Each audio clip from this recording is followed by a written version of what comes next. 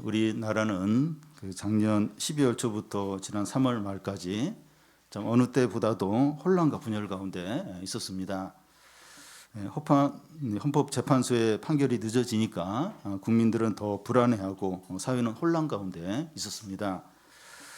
현재 판결이 어떻게 나타나느냐 하는 것도 중요했지만 이 판결 이후의 분열과 혼란이 더 걱정되는 상황이었습니다. 그런데 지난주 헌재 판결이 났을 때 국민들 대부분이 만족해했고 걱정하던 혼란도 일어나지 않고 있습니다. 그 이유는 그 헌재 재판관들이 헌법의 정신에 따라서 판결을 잘 내렸기 때문이라고 생각합니다. 이 나라의 엄청난 혼란과 이 극단의 이 분열을 잠재울 수 있었던 것은 헌법의 정신이 무엇인가 하는 게 밝혀지고 적용이 됐기 때문입니다. 평상시에 국민들은 그 헌법에 관심이 없었지만 국가가 큰 위기에 빠졌을 때 헌법이 잘 해석이 되고 적용이 되니까 큰 위기를 넘길 수 있었던 겁니다. 그런데 오늘날 우리가 이제 세상을 살아가면서 이 헌법보다 더 중대하고 근본적이고 실제적인 것이 복음이라고 할 수 있습니다. 우리가 사는 시대는 재난과 사고와 변화와 불안이 너무나 많은 시대입니다. 그동안 우리에게 익숙했던 전통이 다 깨어지고 AI의 등장으로 미래를 예측할 수 없는 시대가 되었습니다. 미래의 직업을 위해서 지금 준비하는 것이 무의미하게 이제 되는 겁니다. 왜냐하면 AI 등장으로 내가 열심히 준비한 직업이 미래에 없어질 수 있기 때문입니다. 그리고 이 도덕이나 정의나 행복이나 이 성공의 기준을 무엇으로 정해야 할지 혼란스러운 시대입니다. 또한 이 가족이든지 회사원이든지 이 국민이든지 하나 되는 것이 너무나 어렵습니다. 이 각자가 좋아하는 SNS가 있고 그것에 각자가 영향을 받았기 때문입니다. 옛날에는 TV 프로나 이런 게 정해져 있어요. 그거 같이 보고 비슷한 어떤 그런 공감대를 가졌는데 지금은 다 SNS 통해서 자기가 원하는 그것만 계속 듣는 거예요. 그러니까 각자가 다 생각이 이제 다른 겁니다. 오늘날 우리는 같이 있는 이 사람들끼리도 한 마음이 안 되고 어디에 이 삶의 기준을 두어야 할지 모르고 미래를 위해서 무엇을 준비해야 될지 예측이 안 되는 시대에 이제 있습니다. 그런 가운데 저는 복음이 답이라고 확신합니다. 이 복음의 중심에 이제 예수님이 이제 계십니다. 예수 그리스도를 어떤 분으로 알고 믿느냐 하는 것이 결정적으로 중요합니다. 하나님이 세상 만물을 창조하셨고 다스리고 계시는데 하나님을 제껴놓고 세상에서 잘 되고 성공하고 편안히 이렇게 지낸다는 건 불가능하기 때문이죠. 오늘 말씀은 그 요한복음 8장인데 8장 그 앞부분에 보면 질병의 기적을 예수님이 일으키신 것을 볼 수 있습니다. 예수님이 떡 7개와 생선 2마리 가지고 4,000명을 먹이고 7광주리가 남았습니다. 예수님이 어떤 분인가 하는 것을 보여주는 표적이죠. 그런데 이 표적을 본 바리새인들은 이 기적 말고 이 모세처럼 하늘에서 떡을 내리면 그때 믿겠다 이렇게 말합니다. 불신앙이죠. 그런데 예수님의 제자들은 칠병이어 기적 후에 배를 타고 이제 호수를 건너면서 먹는 문제 가지고 걱정을 합니다.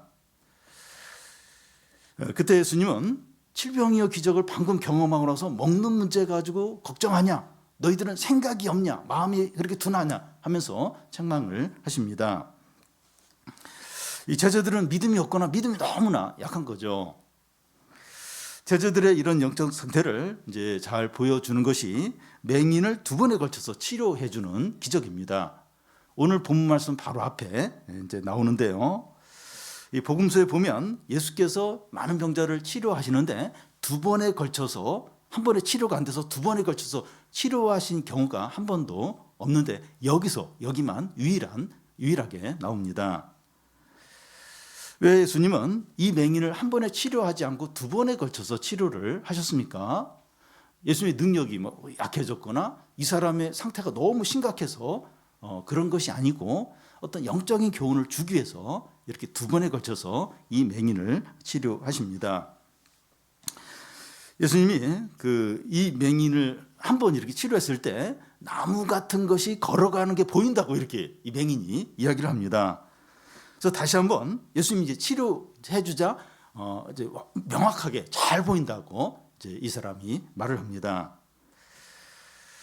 이것이 어떤 영적인 교훈을 주는가 하면 신자의 영적인 수준이 나무같이 걸어가는 것처럼 보이는 그런 수준에 있을 수 있고 또 밝히 보는 그런 수준에 있을 수도 있다는 겁니다. 지금 제자들의 수준은 보기는 보는데 나무가 걸어가는 것 같은 그런 어떤 그 수준, 그런 믿음에 이제 믿음 상태에 있는 겁니다. 다시 말해서 지금 제자들의 믿음은 어리고 불완전하고 미숙한 상태에 있는 겁니다. 제자들의 이런 미성숙한 믿음이 오늘 말씀에 잘 나타나고 있어요. 제자들을 대표해서 베드로가 예수님이 어떤 분인지 신앙 고백을 잘해요.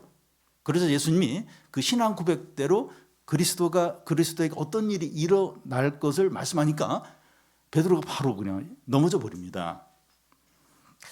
이어서 예수님은 자기를 따라오려고 하는 자는 어떤 삶을 살아야 되는가 하는 것을 말씀을 하십니다.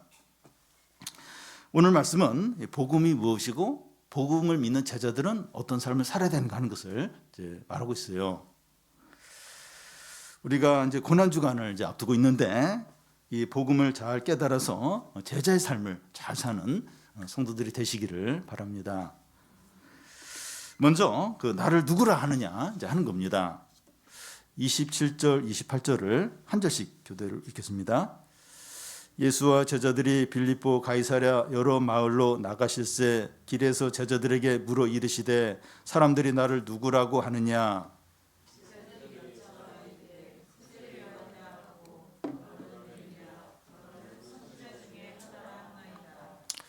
예수님 일행이 가이사랴 빌립보 지역의 여러 마을을 지나고 있었는데 예수님이 제자들에게 질문을 하십니다. 그런데 이 질문을 어디서 하는가 하면 여기 보면 길에서 이렇게 하십니다. 이런 중요한 질문은 조용하고 집중이 잘 되는 실내에서 이렇게 해야 될 것 같은데 길을 걸어가면서 하시는 겁니다. 길에서 이런 질문을 하신 것은 신학적인 의미가 있습니다. 예수님은 지금 고난과 죽음을 당하기 위해서 예루살렘으로 올라가는 길에 있습니다. 그러니까 가이사랴 빌립보에서 이제 예루살렘을 향하여 이제 이렇게 지나가는, 이제 걸어가는 그런 길 가운데 지금 계신 겁니다.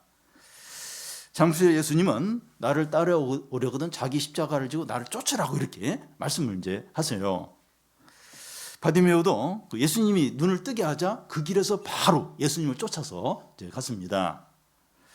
그와 같이 신앙이라고 하는 것은 어떤 길을 가는 거라는 겁니다. 그러니까 예수님이 가신 길을 따라가는 게 신앙이라는 거예요. 그냥 이렇게 한 번씩 뭐 이렇게 주일날 와서 주일 예배 드리고 뭔가 좀 섬기고 이제 어떤 이런 게 아니라 신앙은 이제 길을 가는 길을 예수님이 가신 길을 이렇게 따라가는 제자로 따라가는 이게 신앙이라는 거죠. 예수님이 길에서 제자들에게 무엇이라고 물어보십니까? 사람들이 나를 누구라 하느냐? 예수님 그동안 거의 3년에 걸쳐서 갈릴리 지역에서 기적을 일으키고 많은 말씀을 가르쳐 주셨습니다.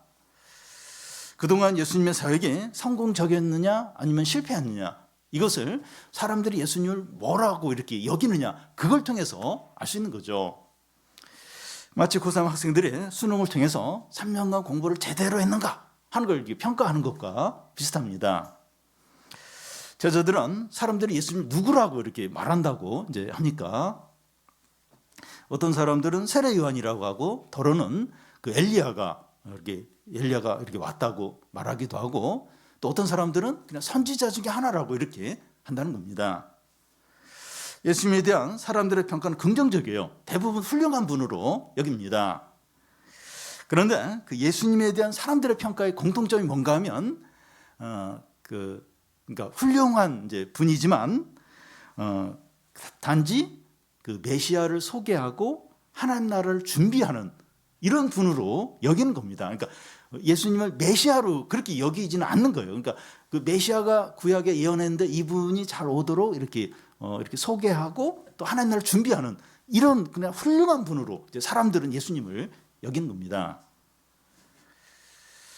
예수님이 진정으로 알고 싶은 것은 이제 제자들이 예수님을 어떻게 여기는가 하는 거죠. 그들은 3년에 걸쳐서 예수님과 함께 생활을 했고 또 예수님의 모든 기적들, 말씀들을 풍성하게 예수님 옆에서 들었습니다. 그래서 예수님의 이 제자 사역이 이게 성공적이냐 하는 건 제자들의 대답을 통해서 이제 그걸 알 수가 있는 거죠. 29절을 같이 한번 읽겠습니다. 또 물으시되 너희는 나를 누구라 하느냐? 베드로가 대답하여 이르되 주는 그리스도시니이다 하매. 베드로가 이 제자들을 대표해서 대답하는데 주는 그리스도십니다 이렇게 합니다. 16장에 이제 마태복음 16장에 같은 말씀이 나오는데 주는 그리스도시요 살아계신 하나님의 아들입니다 이렇게 거기는 그렇게 대답한 걸로 나와 있습니다. 그리스도는 헬라어고 이제 메시아는 이제 히브리어죠. 이 그리스도의 의미는 하나님의 기름 부음을 받은 자다 이런 뜻입니다. 베드로는 그 예수님에 대해서 하나님의 기름을 부음 받은 그리스도시고 구약에서 오시라고 예언한 메시아고 또 살아계신 하나님의 아들이다 이렇게 고백한 겁니다.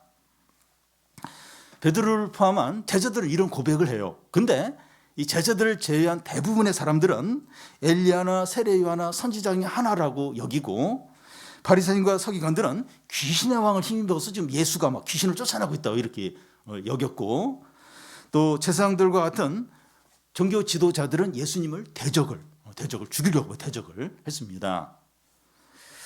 그런 가운데서 이 베드로가 제자들을 비롯해서 주는 그리스도시요 살아계신 하나님의 아들이다 이렇게 고백을 한 건 너무나 귀한 거예요.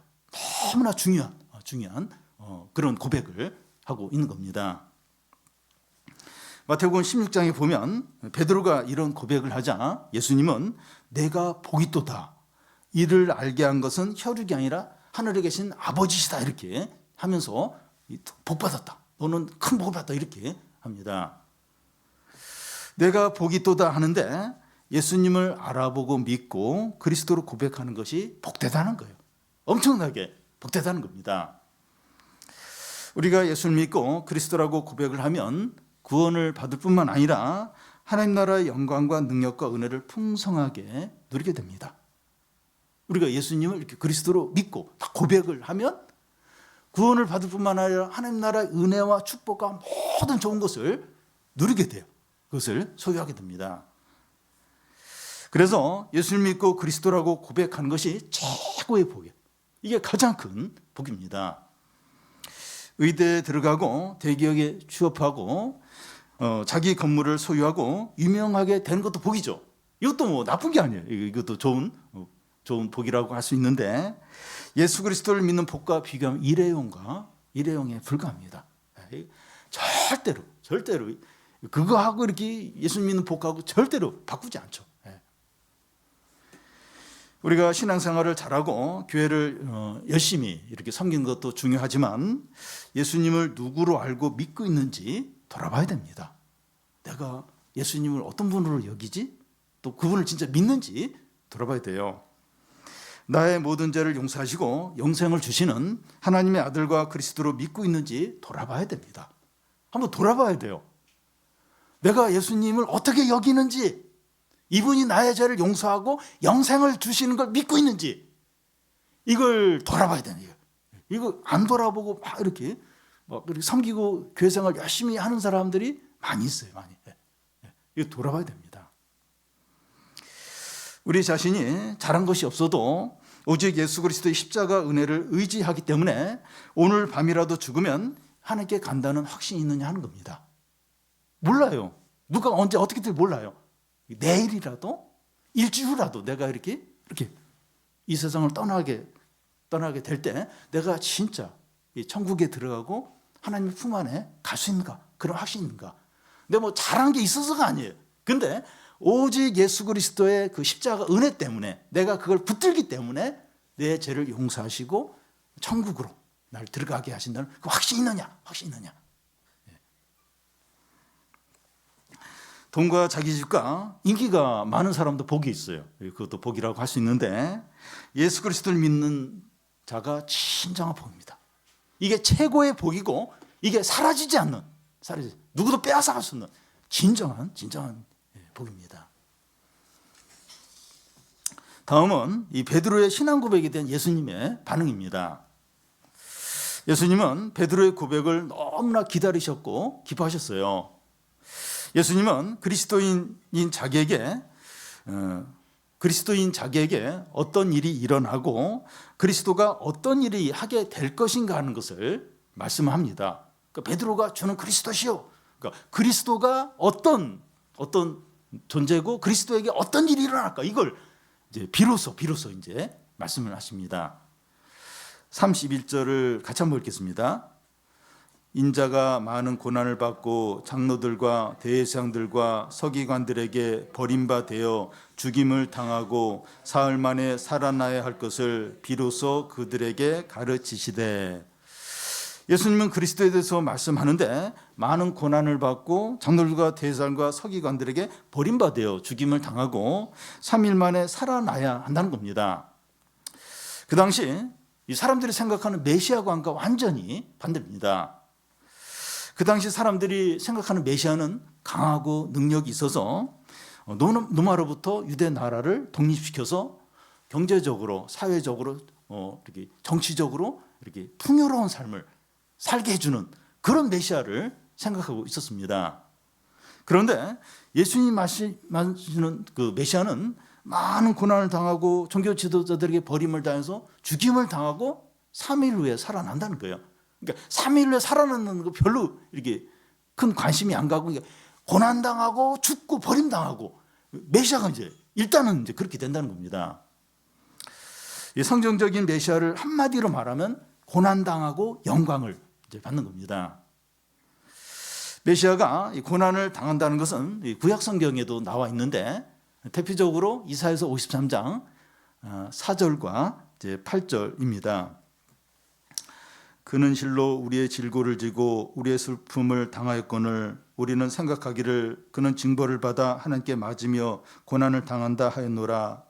그는 곤욕과 신문을 당하고 끌려갔으나 그 세대 중에 누가 생각하기를 그가 살아있는 자들의 땅에서 끊어짐은 마땅히 형벌받을 내 백성의 허물 때문이라 하였으리요.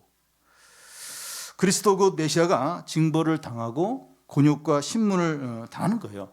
근데 그 이유가 뭔가 하면 그리스도에게 죄가 있어서가 아니라 그의 백성의 허물 때문에 이 메시아가 곤욕을 당하고 신문을 당하고 매를 만다는 겁니다. 예수님도 자신이 고난당할 걸 여러 번 이제 말씀을 이제 하셨는데 요한복음 10장에서는 목자와 양의 이 비유에서 목자는 양들을 위해서 목숨을 버린다, 죽는다는 거죠. 죽는다고 말씀하시고 또 마가복음 10장 45절에 보면 인자가 세상에 온 것은 섬김을 받으러 온 것이 아니라 섬기러 왔고 자기 목숨을 속죄제물로 준다고 이렇게 이제 하십니다. 예수 그리스도가 사람들의 죄를 져서 속죄제물이 대신하는 거죠. 십자가에 달려 속죄제물로 죽으신다는 겁니다. 그런데 이 그리스도가 이제 고난만 받는 것이 아니라 영광도 받습니다. 예수님이 직접 하신 말씀에도 나와 있는데 오늘 말씀 그 31절 끝에 보면 사흘 만에 살아나리라 이렇게 이제 할 것이라는 겁니다. 그 십자가에 달려 죽으시지만 3일 만에 부활을 하시는 거죠. 이 38절 끝에도 보면 인자가 아버지의 영광으로 거룩한 천사들과 함께 온다는 말씀을 하십니다. 예수 그리스도가 고난을 당하 죽으세요. 고난을 당하 분명히 죽어요. 죽으시지만 3일 만에 부활을 하시는 거예요. 그리고 영광 가운데 다시 오신다는 겁니다. 고난 당하고 죽어요, 이 메시아가. 근데 3일 만에 다시 부활하는 거예요. 그리고 영광 가운데 다시 오시는 겁니다. 예수 그리스도가 이런 분이고 복음이 이런 내용입니다. 단지 정치적인 안정과 사회적인 복지와 경제적인 풍요를 갖다 주는 그런 분이 아니에요. 그 당시 사람들은 그렇게 메시아를 그렇게 생각해요. 근데 단지 그런 분이 아닙니다. 그 당시에 종교 지도자들로부터 배척을 당해요. 나중에 보면 백성들로부터도 버림받습니다. 세상 사람들에게 인기가 없어요. 예수님 인기가 없습니다. 유대인들에게는 걸림돌 같은 존재였고 헬라인들에게는 아주 미련한 그런 존재로 여겨졌습니다. 예수를 믿는 것으로 칭찬받지 못하고 조롱을 당하게 됩니다. 예수님 믿는 그게 이렇게 드러나면 그 사람들이 예수님도 부럽다 그 안 해요. 참 조롱을 무시를 이제 받게 됩니다. 예수는 지적으로 보이지 않고 아름답지도 않고 끌리는 매력도 없습니다. 예수님이 그래요. 그런 존재입니다. 자기 본성적으로 인간적으로 의지적으로 아무도 예수님을 믿지 못해요. 나는 본성적으로 예수님 믿어지다 그런 건 없습니다. 혹시 그런 사람이 있다면 이미 예수님이 그에게 믿음을 주셔서 그런 것이지 의지적으로 예수님을 믿는 사람 아무도 없어요. 인간적으로 믿는 사람 아무도 없습니다. 복음이 무엇인지 알았을 때 베드로처럼 반응을 하게 돼요. 그러니까 이게 복음을 잘 모르고 뭔가 이렇게 잘못 알고 막 이렇게 복음을 이제 좋아하고 그럴 수 있는데 복음 자체를 알게 될 때 처음에는 안 믿게 된다는 거예요. 이게 싫고 거부하고 그런다는 겁니다. 베드로처럼 반응을 합니다. 베드로가 어떻게 반응합니까? 그 32절 중간에 보면 베드로가 예수를 붙들고 항변하매 예수님의 일행이 길을 가고 있는데 예수님이 조금 앞서 가고 베드로가 그 뒤를 따라갔던 것처럼 보입니다. 그런데 베드로가 조금 앞서 가시던 예수님을 두 손으로 확 움켜잡는 거예요. 만약에 예수님이 자기보다 어린 나이였다면 멱살을 아마 잡았을 겁니다. 강력하게 압박을 가는 겁니다. 여기 항변하매 하는 것은 강하게 압박을 하면서 꾸짖는 것을 말합니다. 선생님 지금 정신 차리세요. 그걸 말이라고 하세요. 그러니 절대 이러면 안 됩니다. 하면서 아주 강하게 붙들면서 막 야단치면서 이렇게 하고 있는 겁니다. 베드로가 왜 이렇게 행동을 합니까? 예수님을 사랑하고 아끼는 순수한 마음으로 했을 거예요. 베드로는 정이 많아요. 열정이 있는 사람입니다. 그런데 베드로가 이렇게 행동한 건 또 다른 이유가 있는데 베드로 자신을 사랑하기 때문입니다. 베드로와 제자들은 모든 걸 버리고 예수님을 쫓고 있습니다. 제자들과 예수님은 같은 운명체에 있는 거예요. 스승과 제자 같이 지금 같은 운명체에 있는 거죠. 제자들은 예루살렘으로 올라가면서 시간만 나면 제자들 안에서 누가 첫 번째냐, 누가 더 크냐 그거 가지고 계속해서 다퉜어요.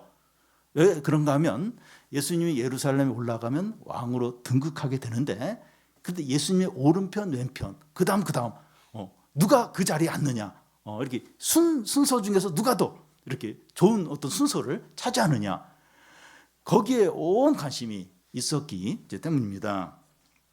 그런데 예수님은 예루살렘에 올라가면 많은 고난을 받고 그 당시 실권자들인 종교 지도자들에게 버림을 당하고 죽임을 당한다는 겁니다.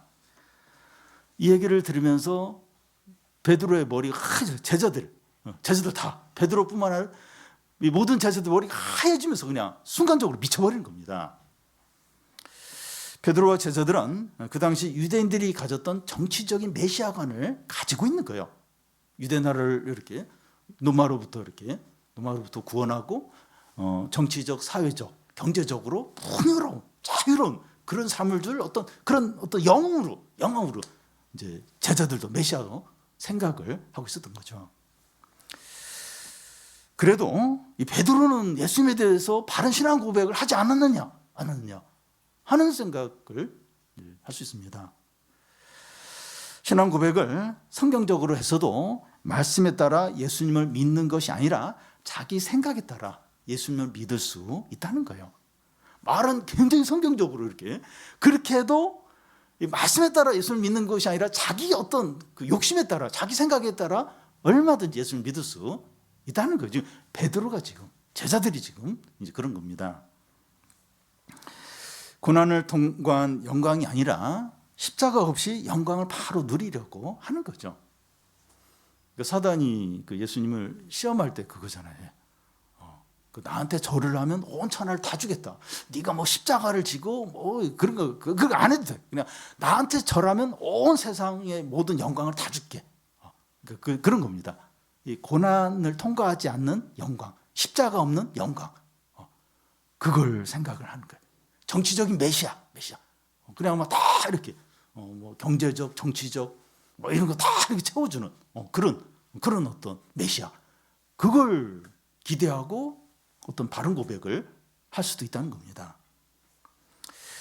그래서 이 고난과 실패가 우리의 믿음이 참된 믿음인지 드러내는 테스트가 돼요. 고난, 실패.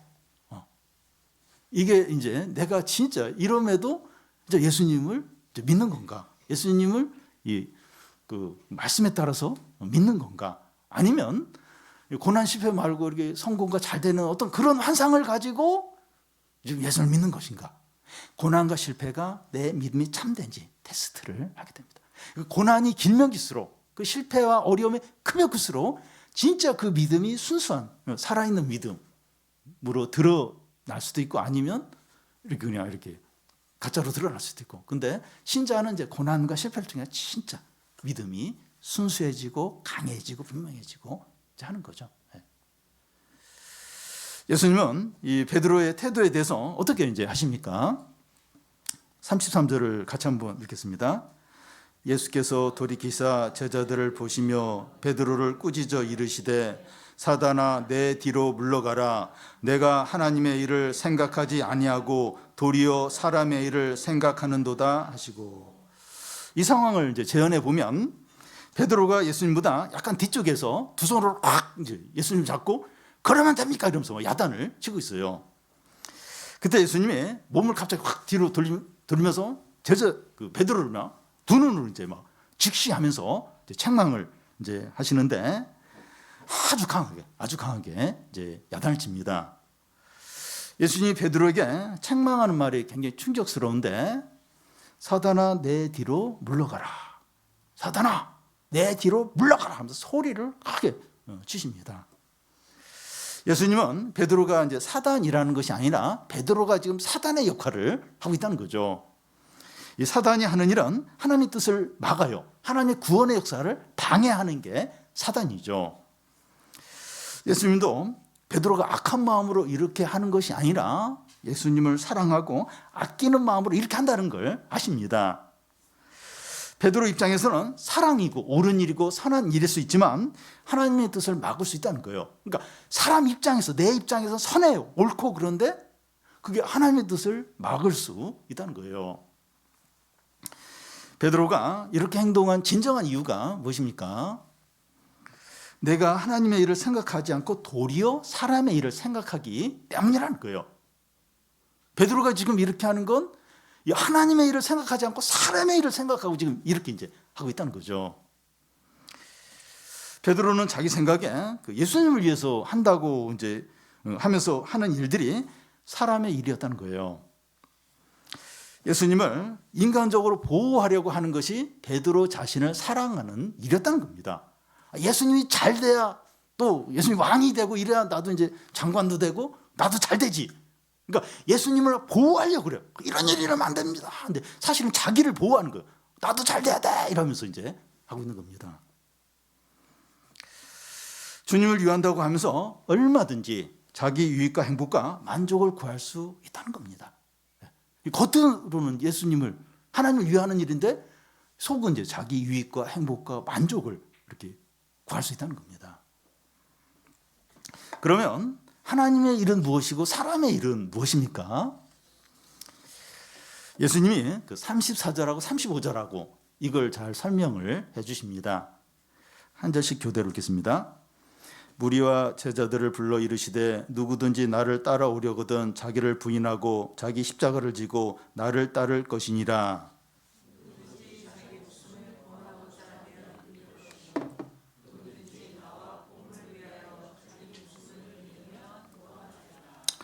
하나님의 일과 사람의 일을 구분하는 기준이 뭔가 하면 자기를 부인하느냐 아니면 자기를 주장하느냐 하는 것으로 이렇게 구분이 됩니다.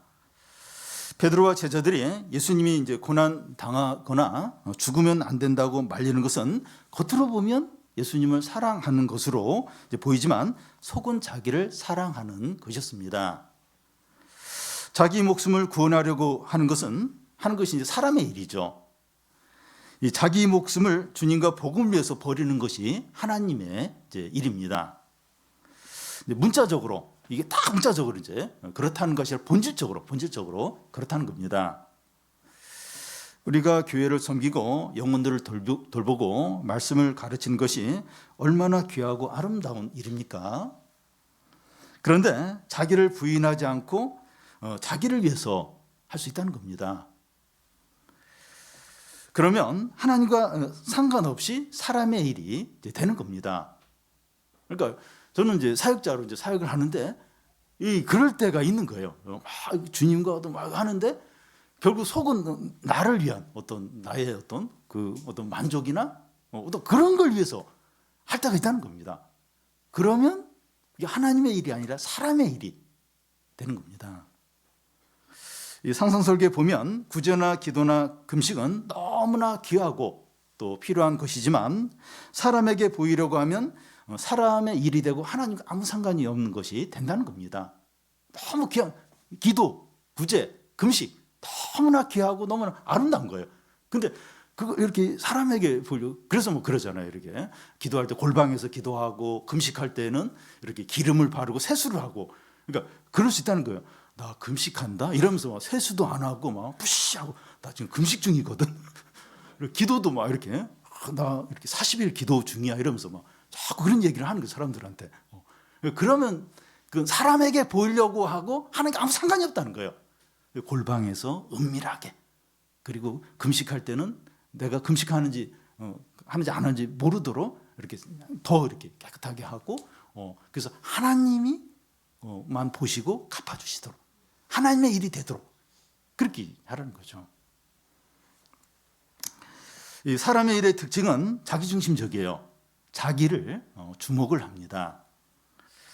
자기를 지키려고 하고 자기를 세우려고 하고 자기 뜻을 이루는데 모든 관심이 있습니다.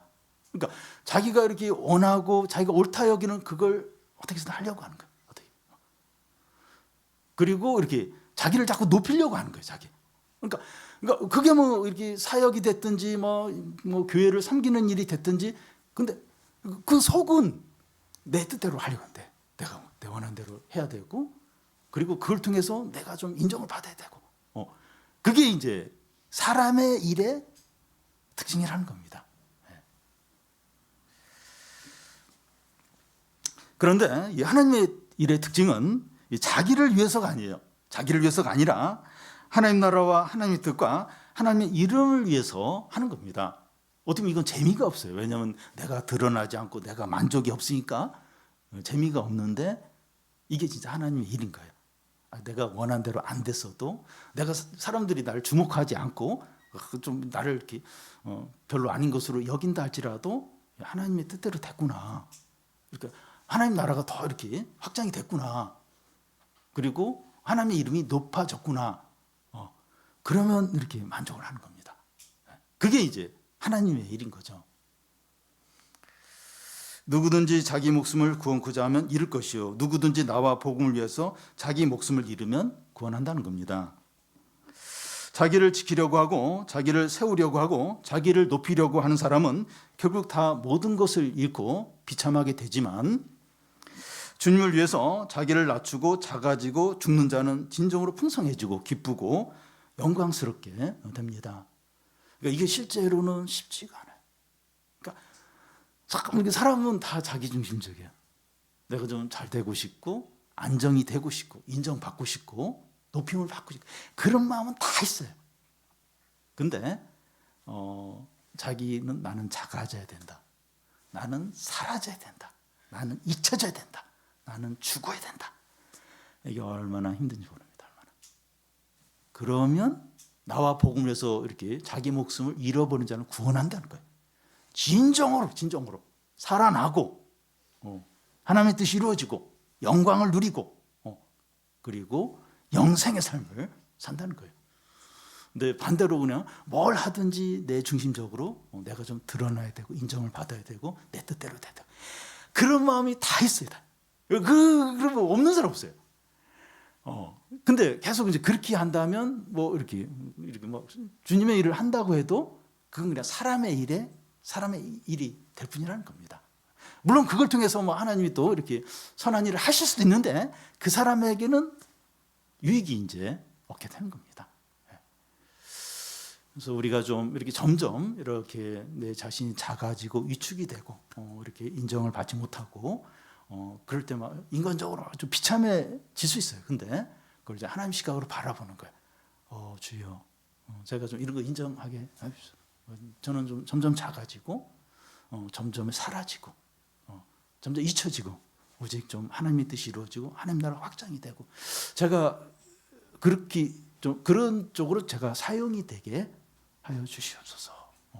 이러면 이 사람은 참 복되고 풍성하고 하나님 나라에서 이렇게 소외되지 않고 중심에 있게 되고 하나님의 모든 복을 누리게 됩니다. 나와 복음을 위해서 목숨을 잃는 자는 구원하리라. 예수님이 고난받고 죽으시고 3일 만에 살아나리라. 나와 복음을 위해서 죽으면 구원하리라. 살아나리라. 구원하리라. 근데 자기를 위해 목숨을 이렇게 자기를 위해서 목숨을 이렇게 구원하려고 하면 잃어버린다는 거예요. 망한다는 거예요. 아무것도 없다는 겁니다. 여러분 이게 얼마나 중요한지 모릅니다.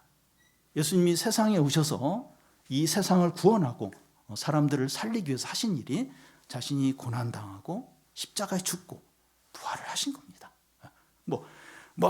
해서 뭐 경제를 발전시키고 또 막 이렇게 전쟁의 영웅이 돼서 그리고 막 이렇게 돈을 많이 나눠줘서 사람들 빈곤해서 이렇게 해방이 되고 또 의사가 되어서 막 다 모든 사람 다 구치 그렇게 하지 않으시고 예수님 자신이 고난당하시고 십자가에 죽으시고 부활하시고 그걸 믿는 사람 그걸 믿고 자신을 부인하고 그리고 그 나라를 위해서 그 뜻을 위해서 이렇게 자기의 모든 걸 내려놓은 사람은 구원하리라.